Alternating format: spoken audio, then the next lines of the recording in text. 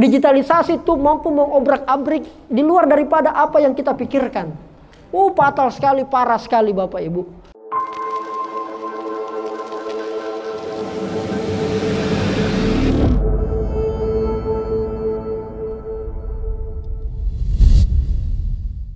Tiba sekarang di wisata pantai Topi Jawa, Kabupaten Takalar, undangan dari Dinas Perpustakaan dan Kearsipan Provinsi Sulawesi Selatan.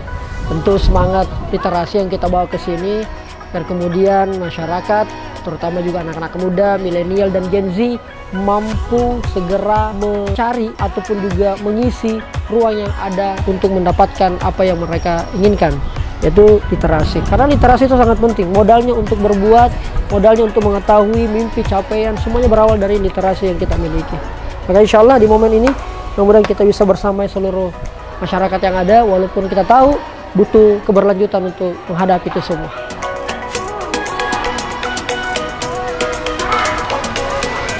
Insya Allah luar biasa. Alhamdulillah, aman negara.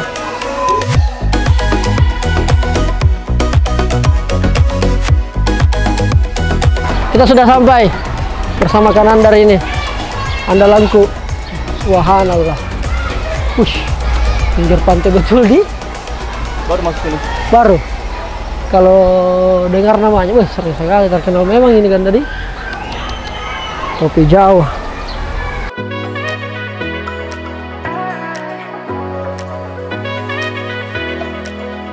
Tadi sudah diperkenalkan singkat, makasih banyak Kakanda, luar biasa, teman-teman komunitas literasi, Kakak Duta Baca. Kesempatan ini ketika kita berbicara tentang literasi, maka tentu ada hal yang sangat menarik dan sangat memantik di sana. Sama dengan saya secara pribadi, di awal-awal pertama juga saya minim sangat literasi, yang kemudian hari ini ternyata kekuatan itu baru saya tahu setelah kemudian 10 tahun yang lalu, bahkan 15 tahun yang lalu, peran literasi begitu luar biasa. Hari ini saya berdiri dan duduk di depan tak bukan karena saya paling hebat, bukan, tetapi paling tidak ada saya tahu, ini mau kasih tahu Ki. Nanti juga mungkin ada yang kita tahu, Bapak Ibu tahu, mungkin bisa minta tolong kita kasih tahu Kak.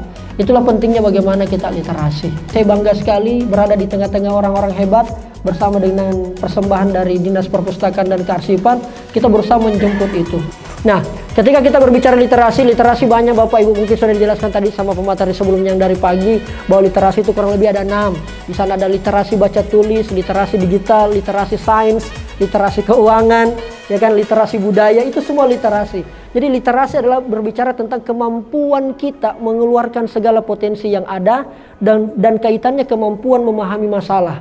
Kenapa penting literasi? Karena kalau kita pahami masalahnya, maka kita tahulah solusinya. Ternyata metode leadership itu sangat simpel, hanya 3 faktor. Pertama, pemimpin wajib mengetahui masalahnya apa, penyebabnya apa, lalu kemudian solusinya apa. Nah, hari ini ketika kemudian ada pemimpin, kepala daerah, taruhlah kepala desa, taruhlah camat, taruhlah bupati, sampai gubernur, bahkan presiden. Ketika kemudian tidak tahu memberikan kebijakan yang baik kepada masyarakatnya, sederhana, bisa jadi literasinya masih bermasalah.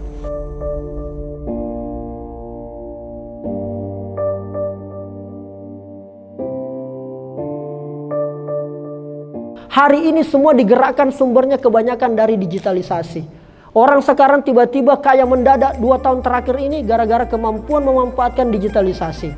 Tapi juga ada yang kebablasan. Media sosial, digitalisasi Bapak Ibu tidak ada filternya. Kecuali mungkin foto di Instagram baru pakai filter. Yang kulit-kulit saya begini agak-agak gelap tiba-tiba bisa menjadi halus. Beda kalau televisi. Ada filterisasi dari KPI, Komisi Penyiaran. Kalau tidak bagus siaran atau tidak sesuai atau melanggar anunya anak-anak, maka bisa ditegur. Tapi kalau media sosial tidak ada Bapak Ibu filternya. Makanya banyak orang kebablasan. Hanya gara-gara komentar orang ditikam.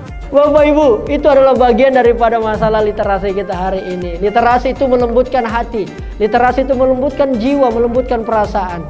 Kalau ada orang tidak lembut jiwanya, pastikan bermasalah literasinya. Atau mungkin dia belum pahami kodong. Masih koro-koroan, sedikit-sedikit marah tersinggung, literasi bermasalah Bapak Ibu. Digitalisasi itu mampu mengobrak-abrik di luar daripada apa yang kita pikirkan. Fatal sekali, parah sekali Bapak Ibu.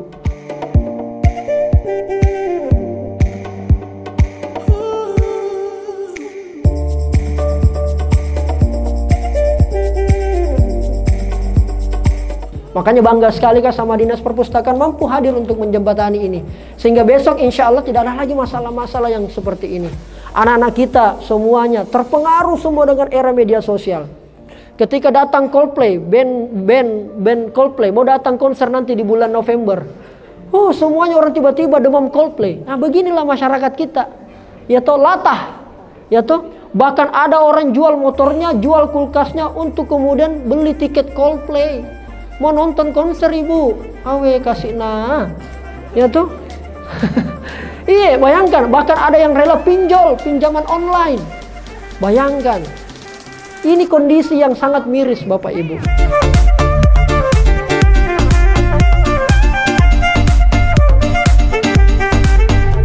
Kesempatan ini yang saya mau sampaikan kepada kita, digitalisasi akan merubah pola pikir, merubah wataknya kita, makanya hati-hati di sana Bapak Ibu. Tidak bisa kita tolak itu digitalisasi di Bapak Ibu, tidak bisa Ki. Namanya jika saya bermedia sosial, iya, tidak mau Ki, pasti ketinggalan Ki. Roda terus berputar Bapak Ibu, pastikan kita menjadi rodanya, pastikan kita menjadi putarannya. Jangan sampai kita hanya tempat peristirahatannya, era yang bernama digitalisasi ini.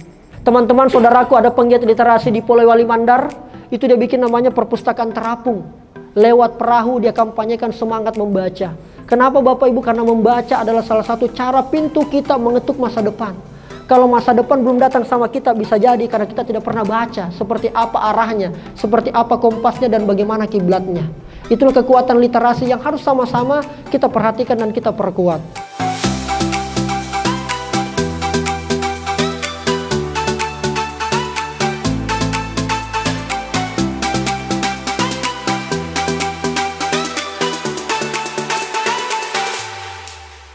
Disampaikan tadi yang saya tangkap itu ada yang namanya literasi baca tulis dan literasi digital. Kadang itu pada saat dalam penggunaan sosmed itu ya, terutama itu orang-orang tua yang atau disebut dengan generasi boomer itu kadang dalam menangkap informasi itu saking paniknya langsung sebarkan sampai dia tidak tahu asal usulnya informasi itu benar atau tidak. Sebenarnya kami berharap kehadiran Duta Baca di sini memaparkan grand design bagaimana gerak literasi ke depannya, agar ada referensi gerakan bagi penggiat-penggiat literasi di Takalar untuk kemudian membangun kolaborasi. Selain grand design, kami juga menunggu analisis masalah dari Duta Baca terkait masalah literasi yang ada. Indonesia itu jumlah perpustakaannya kedua terbanyak di dunia, berbanding terbalik dengan minat baca. Yang memang benar untuk berkolaborasi, untuk beradaptasi dengan zaman hari ini yang mungkin sudah memasuki era society 5.0, di mana kecerdasan artifisial, di mana teknologi dikedepankan. Saya berharap juga bahwa manusia itu justru tidak akan menjadi budak dari peradaban zaman ini, di mana manusia sudah kehilangan otoritas dan keaslian dirinya, karena segala hal harus diatur dan dimainkan oleh teknologi. Tapi saya justru melihat ada pertarungan konten di dunia digital hari ini, di mana konten-konten positif itu senantiasa dihancurkan oleh konten-konten yang sifatnya negatif. Nah, sekarang yang saya ingin tanyakan kepada Bang Rijal terkait ini, apa kira-kira selain digitalisasi literasi hari ini yang menjadi provokasi dari Bang Rijal untuk kita beradaptasi dengan zaman ini? Apa sih yang membuat ketiga pemateri ini tetap komitmen mengambil peran dan mengambil bidang ini sebagai jaminan hidup ke depan? Anak-anak pada hari ini lebih tertarik pada gadget.